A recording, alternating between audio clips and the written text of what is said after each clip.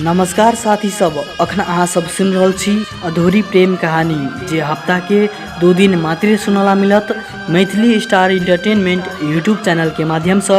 हम कार्यक्रम संचालक संतोष सिराली हृदय दिल से नमस्कार करै छी। हमरा बहुत खुशी लगिया अहाँ सब ई कार्यक्रम के सुन कर साथ दै छी, मगर एगो चीज के हमरा बड़ दुख लगिया साथी सब, अहाँ सब कार्यक्रम सुनै छी मगर चैनल सब्सक्राइब नहीं करै छी। तो किया साथी सब, किया? अहीं सबके खातिर हम अते दर्द भरल प्रेम कहानी लके अबै छी, अहीं सबके खातिर। तो प्लीज जते आदमी सब्सक्राइब नहीं केने छी तो प्लीज सब्सक्राइब करू, क्या कि अहाँ के भाई मित्र दोस्त संतोष सिरहाली हर एक हफ्ता ई प्रेम कहानी लके अते ये वादा करे छी। हर एक दिन जका आजो के दिन चिट्ठी पत्र पठाकर साथ देने हब सिकंदर कुमार दास जी, जिनकर घर हब सिरहा नगर पालिका 22 हकपारा में। कि अहाँ के जिंदगी के मोड़ पर धोखा खैने छी? कि अहाँ के जिंदगी तमाशा बन गई है? आ कि अहाँ अपन जिंदगी किनको नाम कर देने छी? तो बस साथी सब, हम अपन हृदय दिल से अनुरोध कर छी आदरणीय श्रोतागण, हम अपन जिंदगी अहीं सबके नाम कर देने छी। हमरा जिंदगी के एकेटा लालसा है, अहाँ सब यहने दुख दर्द आ प्रेमक मोटरी जिंदगी भर बकित रहू। शुरू करा चाहे छी आई के प्रेमक कहानी जे सिकंदर जी एना के कहने हब। संतोष जी, प्यार करना कोनो पाप तो नहीं है। जिया मर के कसम खैने छल हमर जान, मगर हमरा एक पल में कोना के छोड़ देलक, कोना के हमर दिल तोड़ देलक। संतोष जी, कोना के हमर दिल तोड़ देलक। हमर जिया के सहारा छलू संतोष जी, मगर हमर जान हमर बात नहीं बुझलक। संतोष जी, ओकरा खातिर हम बहुते सपना देखने चली, मगर वो हमरा सपना के चकनाचूर कर देलक, हमरा सपना के चकनाचूर कर देलक। यहने एक प्रेम कहानी है हमर संतोष जी। आई हमर प्रेम कहानी अहाँ के मार्फत से, अहाँ के चैनल के मार्फत से हम अपन संपूर्ण मिथिलावासी के हम अपन प्रेम कहानी सुनाब जा रहल छी संतोष जी। तो प्लीज साथी सब, सिकंदर जी के पूरा प्रेम कहानी सुनकर साथ देव। अहाँ सबसे इहे एगो विनती है जे पूरा प्रेम कहानी सुनकर साथ देव। सिकंदर जी एना के कहने अब, संतोष जी, हमरा जान के घर लहान में छल आ हमर घर हकपारा में। संतोष जी, हम अपना जान के हम बहुते प्यार करे छली आ वो हमरा सब प्यार करे छल कि प्यार के नाटक करे छल, ओकर हम जाल नहीं समझ सकली। संतोष जी, यहने कहानी हम कह जा रहल छी। संतोष जी, यहने कहानी हम कह जा रहल छी। संतोष जी, उहे भेल संतोष जी जे नसीब में लिखल छल। संतोष जी, हमर जान हमरा जरे कोनो कारण से बस बातचीत नहीं करे लागल। हम कतबो ओकरा से बात करे के कोशिश करे छली, कोनो कारण से हमरा से बात नहीं करे छल। कहे छल जे एना छै ओना छै, हमर मम्मी पापा जाने छै नहीं बात कर दे छै, बहुते कारण छल संतोष जी। वो हमरा से बात करे नहीं चाहे छल।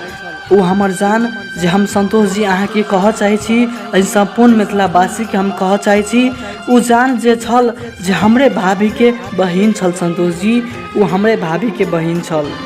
संतोष जी, कोना के कहू, ओकरा हम कतबो कहे छली किछ नहीं होते, अहाँ से हम प्रेम करे छी, अहाँ हमरा से बात किया नहीं करे छी, किया हमरा बात के टाल दे छी?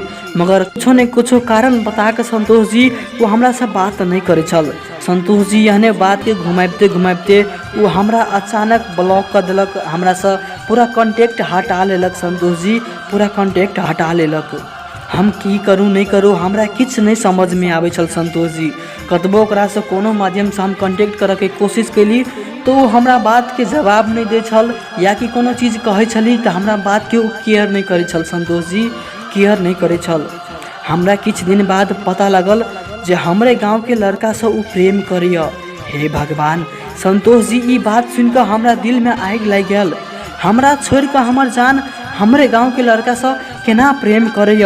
हमरा तो किछ नहीं समझ में आवे छल संतोष जी, हम की करूँ नहीं करूँ। संतोष जी, ओकरा लागी हम अपन जिंदगी कुर्बान कर दिन छली, मगर वो हमर जान हमरा छोड़ कर हमरा गाँव के लड़का से कोना के प्रेम करे लागल। संतोष जी, कोना के हमरा छोड़ देलक, कोना के।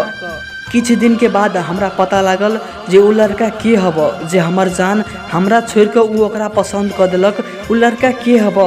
तब हमरा पता लागल संतोष जी, वो हमरे गाँव के, हमरे घर के, हमर पड़ोसिए छल संतोष जी, हमर पड़ोसिए छल संतोष जी। हे भगवान! संतोष जी, नसीब हमरा सरे केना कैलक। हम की कहू संतोष जी, हम कोना के कहू संतोष जी, ओकर याद हमरा बड़ सताबैया बड़। संतोष जी ओहने उ लड़का से बात करते करते शादी के बात होई लगल। ओई लड़का जरे संतोष जी हमर जान हमरा छोड़ कर वो ओकरा से शादी करला तैयारी भ गेल। संतोष जी ओकरा से करला तैयारी भ गेल। हमर जान ओकरा से शादी कर लेलक। संतोष जी शादी कर लेलक। हम कोना के कहू संतोष जी, कोना क हमर दिल में तो आगि लाग गेल रहे संतोष जी, आगि लाग गेल रहे। हमर जान हमरे घर की कास्ट में लड़का से शादी कर लेलक। हम कोना के कहू संतोष जी, कोना के कहू। हमर जान ओकरा से शादी कर लेलक संतोष जी, हमरा मरते छोड़ देलक। संतोष जी हमरा मरते छोड़ देलक। संतोष जी हमरा मरते छोड़ देलक। हमर जिंदगी बर्बाद कर देलक संतोष जी, हमर जिंदगी बर्बाद कर देलक। संतोष जी हमरा जीवन में घटल घटना के बारे में दू शब्द राखऽ के मौका दिलो। हम अहाँ पर आभारी छी संतोष जी। जिंदगी भर हमरा से कोनो काम लागत त अहाँ जरूर कहब, कियाकि अहाँ हमर दिल के फीलिंग बुझलो। अहाँ अपना माध्यम से, अहाँ के यूट्यूब चैनल के माध्यम से संपूर्ण मिथिलावासी के हमर प्रेम कहानी सुनेलो, ताहिके लेल अहाँ से हम आभारी छी। आ हमर ई प्रेम कहानी हम अहिया अंत करऽ चाहै छी संतोष जी, अहिया हम अंत करऽ चाहै छी। सिकंदर जी अहाँ के कहानी में बहुत दर्द भरल हब, अहाँ जरे धोखा भेल हब, अहाँ जरे जियम रह के कसम खा कर अहाँ के जान, अहाँ के जीवन बर्बाद कर देने हब। हम अतबे कह चाहै छी हम अपन श्रोतागण से, अगर अहाँ सब प्रेम करे छी त प्रेम में ककरो धोखा नहीं दियो। हमर अतबे विनती छै, अगर अहूँ सब ककरो से प्रेम कइने छी या प्रेम में धोखा खैने छी त अहाँ सबके भाई मित्र दोस्त संतोष सिराली अहूँ सबके प्रेम कहानी जरूर प्रसारण करते, ई वादा करे छी। हमर मोबाइल नंबर यऽ 98 27 74 81 99, 98 27 74 81 99। अहाँ सब हमरा एहि नंबर के माध्यम से व्हाट्सअप इमो कुछो से संपर्क करके अपन प्रेम कहानी पठा सकै छी। आई के लेल अतबे। अगला प्रेम कहानी में नया प्रेमी के पत्र लग ताले तक के लगी हस्त